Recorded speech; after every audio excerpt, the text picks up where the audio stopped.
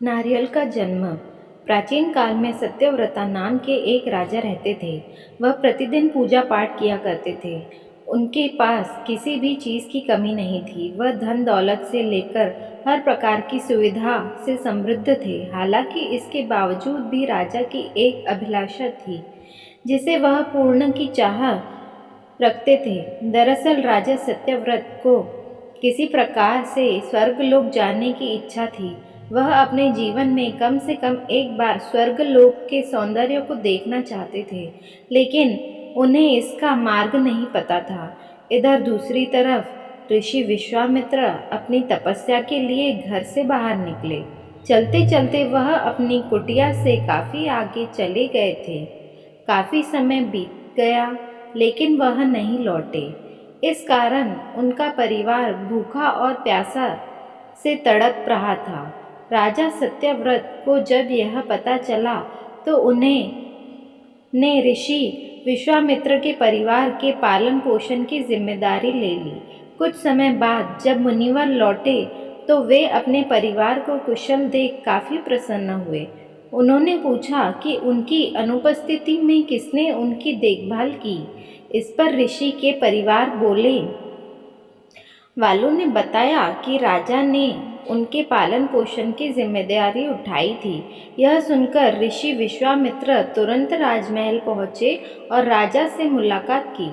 वहां पहुंचकर उन्होंने सबसे पहले महाराज को धन्यवाद कहा। इस पर राजा ने ऋषि अपनी इच्छा पूर्ण होने का आशीर्वाद मांगा। राजा की बात सुनकर ऋषि विश्वामित्र ने कहा, बोलिए महाराज, आपको क्या वरदान चाहिए। तब महाराज ने कहा, हे मुनि, मुझे एक बार स्वर्गलोक के दर्शन करने हैं। कृपया करके मुझे वहां जाने का वरदान दें। राजा की प्रार्थना सुनकर ऋषि विश्वामित्र ने एक ऐसा रास्ता बनाया जो स्वर्गलोक की ओर जाता था। यह देख राजा सत्यव्रत बहुत खुश हुए।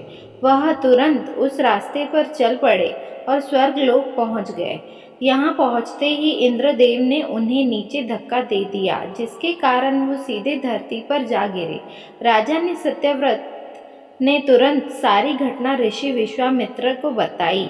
राजा की बात सुनकर ऋषि विश्वामित्र गुस्से से आग बबूला हो उठे। उन्होंने तुरंत सभी देवताओं से इस बारे में बात की और इस समस्या का हल निकाला, जिसके बाद राजा के लिए एक नया स्वर्गलोक बनाया गया। नए स्वर्गलोक को पृथ्वी और देवताओं के स्वर्गलोक के बीचों बीच स्थापित किया गया था, ताकि किसी को परेशानी ना हो। नए स्वर्गलोक से राजा सत्यव्रत तो बहुत खुश हुए, लेकिन विश्वामित्र को एक चिंता लगातार सता रही थी। उन्हें डर था कि नया स्वर्गलोक कहीं जोरदार हवा के कारण गिर न पड़े।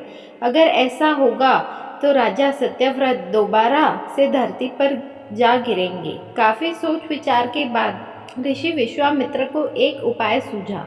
उन्होंने नए स्वर्गलोक के नीचे एक बहुत लंबा खंभा लगा दिया ताकि उसे सहारा मिल सके।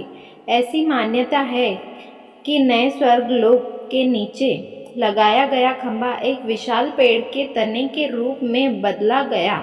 यही नहीं, कुछ समय पश्चात जब राजा सत्यव्रत की मृत्यु हुई तो उनका सिर एक फल में तब्दील हो गया।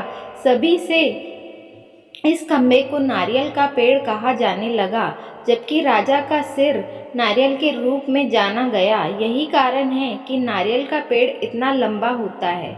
कहानी से हमें यह सीख मिलती है इस कहानी से हमें यह सीख मिलती है कि अगर सच्चे मन से किसी की भी मदद करें तो हमेशा हर ख्वाहिश पूरी हो सकती है।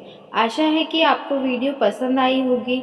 इस कथा के बारे में आपकी क्या राय है, कमेंट करके हमें ज़रूर बताएं। ऐसी और कहानियाँ सुनने के लिए चैनल को सब्सक्राइब कर दीजिए। मिलते हैं अगले वीडियो में। धन्यवाद।